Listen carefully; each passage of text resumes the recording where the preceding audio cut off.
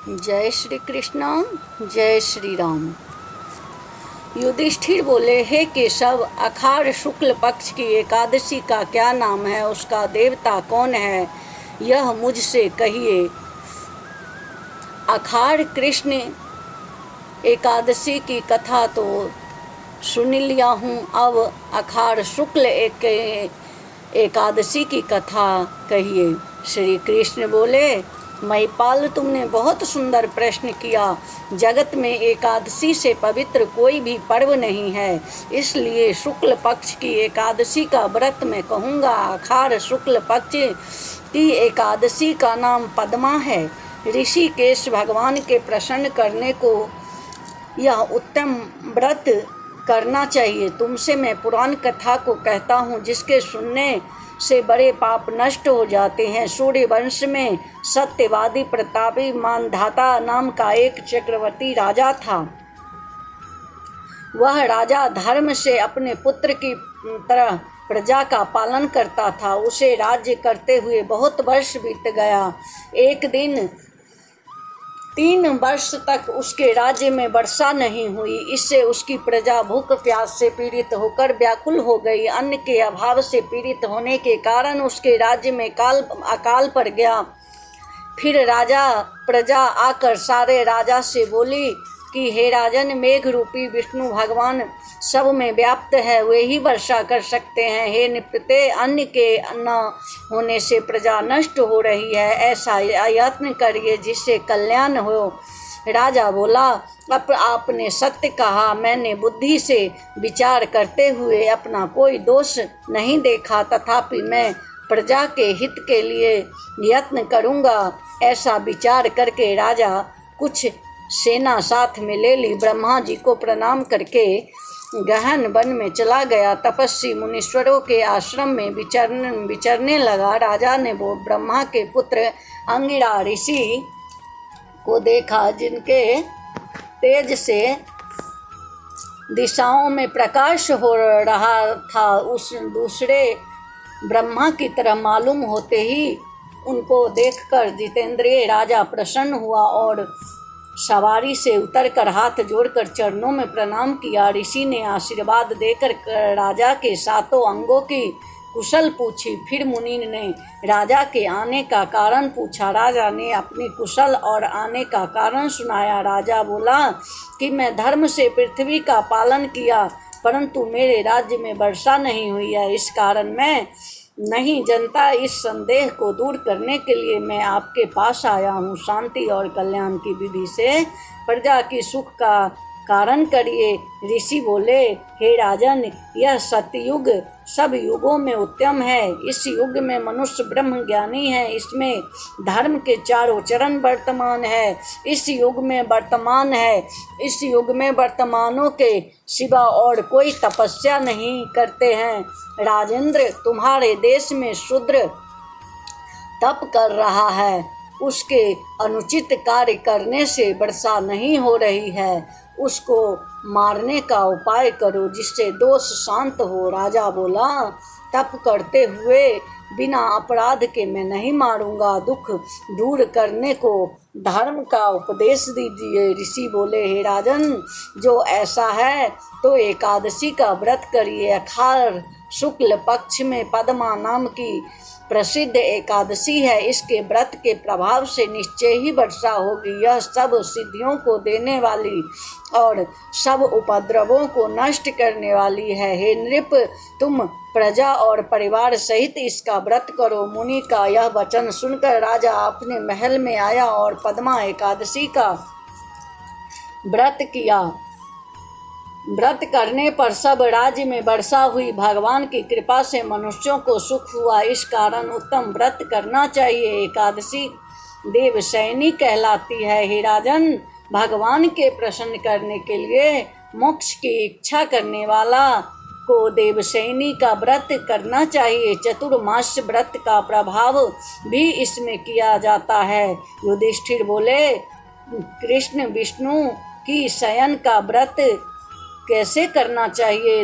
हे देव, कृपा करके चतुर्मास्य के व्रत कहिए। कृष्ण बोले, विष्णु के शयन के व्रत और चतुर्मास्य में जो व्रत कहे हैं उनको मैं तुमसे कहूँगा, तुम सुनो। आषाढ़ शुक्ल पक्ष में जब सूर्य कर्क राशि पर आ जाए तब एकादशी के दिन जगत के स्वामी मधुसूदन भगवान को शयन करना चाहिए।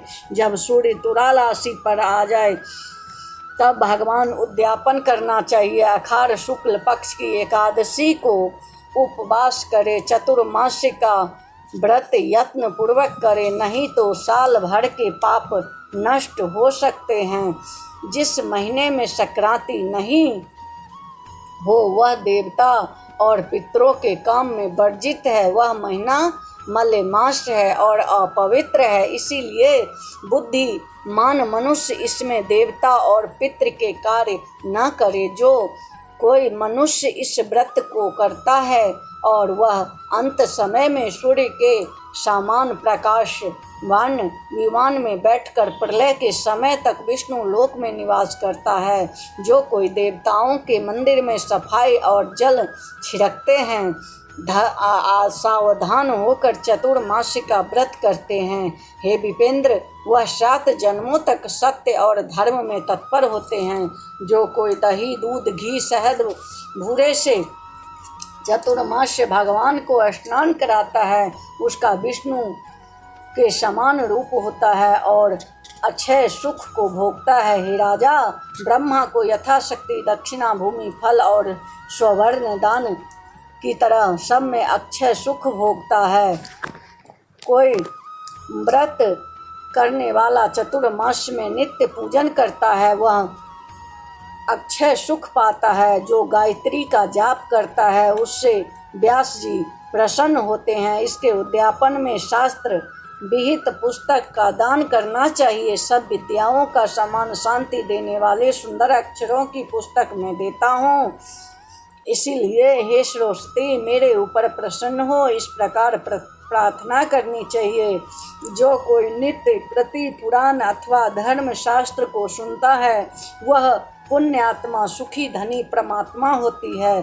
जो कोई शिवजी अथवा केशव का जाप करता है यह व्रत समाप्ति में उस देवता की स्वर्ण की मूर्ति का दान करे।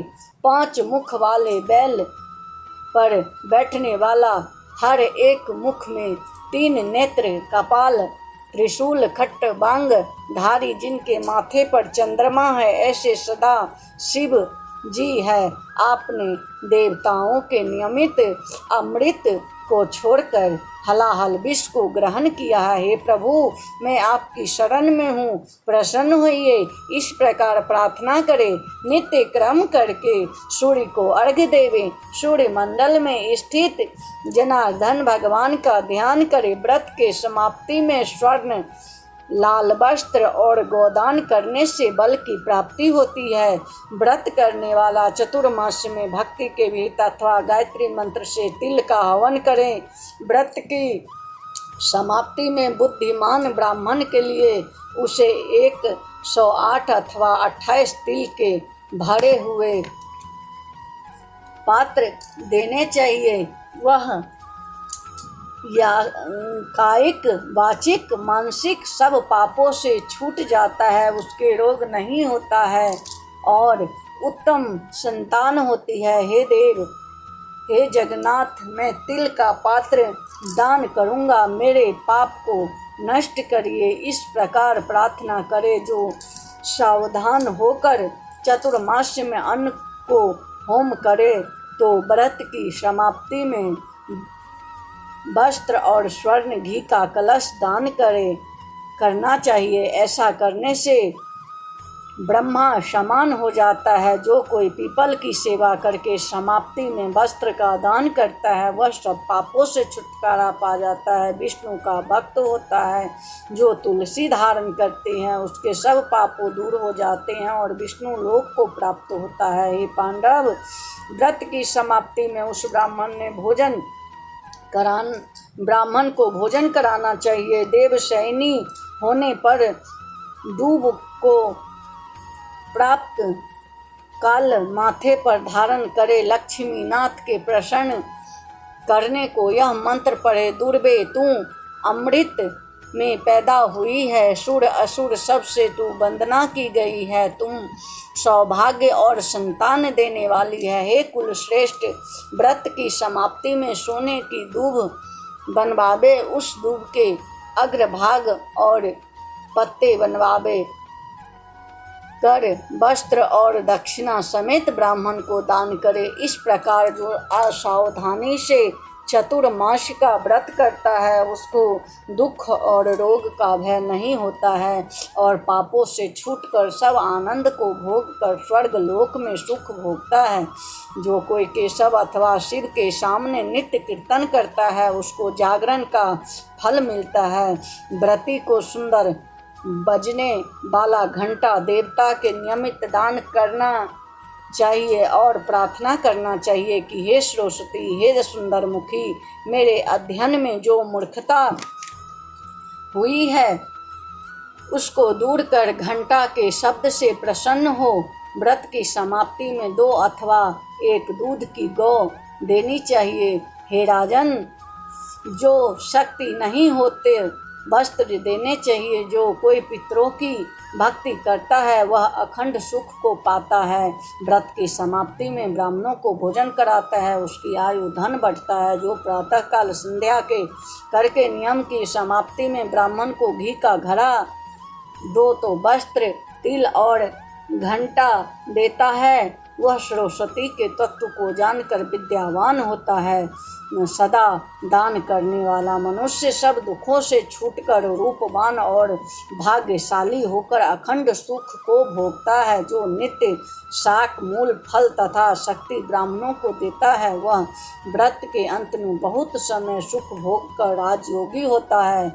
जैसे शाक मनुष्य को तृप्तिकारक है उसी तरह सब देवताओं को भी प्रिय है, वैसे ही कंदमूल, फल, पुष्प देव ऋषियों को भी प्रिय है। विष्णु के शयन करने पर चतुर्मास में इसका दान करना चाहिए। देवताओं उसका कल्याण करते हैं। हे अनग मनुष्य, सूर्य नारायण की प्रसन्नता के लिए सुशील ब्राह्मण को सोंठ, मिर्च, पीपल के उस सोंठ, मिर्च, पीपल में दक्षिणा रखकर इस मंत्र को पढ़े। जैसे सोंठ, मिर्च, पीपल मनुष्य के रोगों को दूर करते हैं वैसे ही सूर्य भगवान इसके दान करने से प्रसन्न होते हैं। बुद्धिमान मनुष्य भले प्रकार से व्रत करके उद्यापन करना चाहिए। हे पार्थ, इसके कार्य करने से केशव भगवान प्रसन्न होते हैं। दिन में